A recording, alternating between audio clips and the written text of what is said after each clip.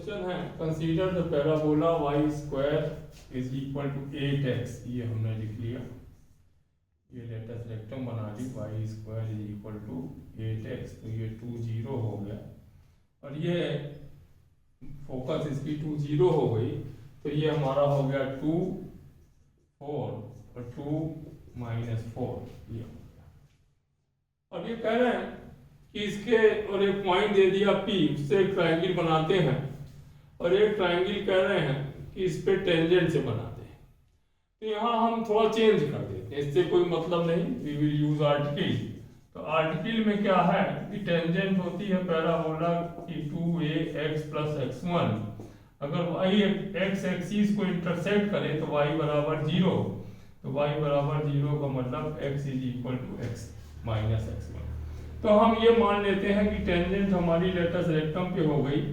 तो ये हमारा हो गया पॉइंट -20 और ये हमारा 2 डिस्टेंस थी। अब देखो दोनों ये ट्रायंगल हमने ले लिया ओरिजिन से, तो इसका area half base into height 2 है और इसका तुम्हारा हो गई 4। तो दोनों का रेशियो आ गया 2, क्योंकि बेस हमारा क्या है, कॉमन। तो हमने इतने बड़े सवाल को एक छोटे सवाल में चेंज कर दिया और इसमें कहीं पे भी हमको कोई कंफ्यूजन की बात नहीं है। और इसमें हम आर्टिकल की भी कुछ क्लास डालेंगे कि जिससे तुम लोगों को आर्टिकल भी क्लियर हो जाए और जिससे हम कोऑर्डिनेट ज्योमेट्री के और सवाल आसानी से कर लें। तो इस चीज़ को ध्यान में रखते हुए ये चीज़ हो गई और हम लोग 2011 का पेपर 2 डिस्कस करेंगे। अब ये सेकेंड क्वेश्चन है, let the eccentricity of the hyperbola x² / a² - y² / b² = 1 be reciprocal of the ellipse। तो हम पहले एलिप्स को ऐसे लिख लें, पहले जो चीज है उसको हम लोग निपटा लें।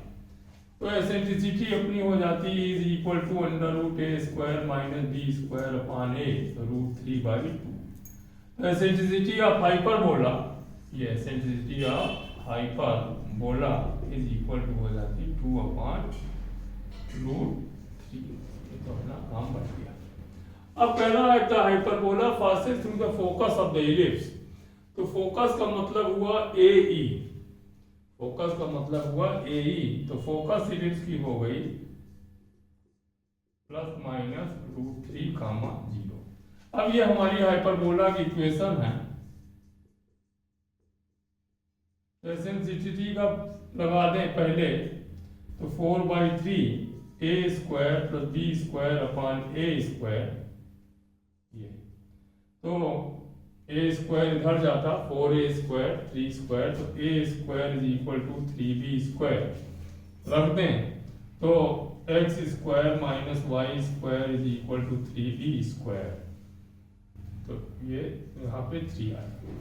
अब ये तो मालूम हो गया कि हाइपरबोला हमारा इस टाइप पे होगा।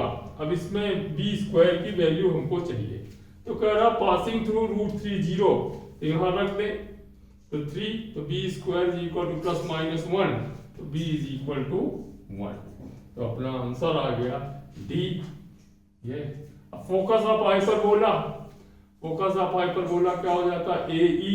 तो तुम यहाँ पे फोकस ऑफ हाइपरबोला भी निकाल लेते, क्योंकि तुम्हारा वो दिया ही हुआ है 2√3 और AE बराबर क्या हो जाता है √a² + b² माने 2।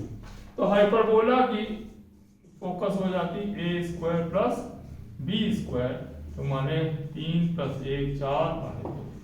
तो हमारे दोनों आंसर सही हो गए। Focus of hyperbola 2, 0, equation of hyperbola D हो गया x² - 3y² = 3। Now look at the next question. ये क्वेश्चन 2011 में आया था पेपर 1 में और इसका रिपीटिशन JEE मेन में भी हुआ है। तो इस सवाल में करना के साथ साथ चालाकी बहुत बढ़िया है। क्वेश्चन है straight line through the point 3 - 2 is inclined at an angle 60 degree to the line √3yx + y = 1। तो पहले हम गिवन लाइन के एंगल देखें तो ये 120 डिग्री हो गया, क्योंकि -√3 होता है। तो 120 से जब हम 60 बनाएंगे तो एक 60 बनेगा, एक 180 बनेगा। तो 180 वाले में आंसर हो जाता y = 0, 60 वाले में हो जाता y - √3x। तो तो यहाँ पे केवल एक ही क्वेश्चन में दिया है y माइनस रूट 3x, तो हमारा ऑप्शन बी हमको अपने आप ही करेक्ट लग रहा है। और यहाँ पे हम जो पॉइंट दिए इनको रख के देख लें, 3√3 और ये -2 कट के बराबर 0, ये भी सेटिस्फाई हो गया। और अगर हम वैसे करते तो हमको लिखना पड़ता कि एंगल बना रहा 60 डिग्री, तो 120 प्लस माइनस 60, तो m की तरह निकाल लेते उसकी स्लोप, तो tan theta m1 plus minus m1 m2 1 minus plus m1 m2, ये तुम्हारा हो जाता है वैसे क्वेश्चन। फिर हम लोग लगा लेते y minus y1 m is equal to x minus x1, लेकिन उसकी कोई हमको जरूरत नहीं थी। तो now look at the second question.